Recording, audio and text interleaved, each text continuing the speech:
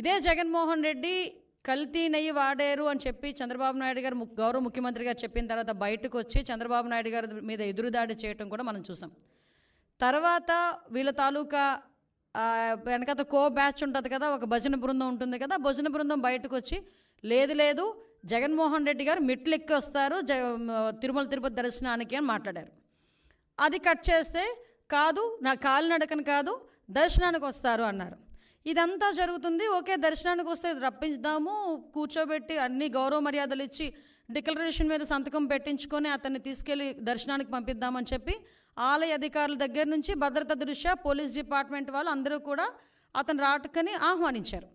All of sudden అతనికి ఇష్టం లేకనో లేకపోతే ఇంట్లోంచి బయటికి తల్లి చెల్లికి పట్టిన గతి పడతాదని భయం వేసో తెలియదు, కానీ ఆటోమేటిక్గా లాస్ట్ మినిట్లో అయితే నేను వెళ్ళట్లేదు అని చెప్తూ కుంటి సాకులు చెప్పే పరిస్థితి వచ్చింది.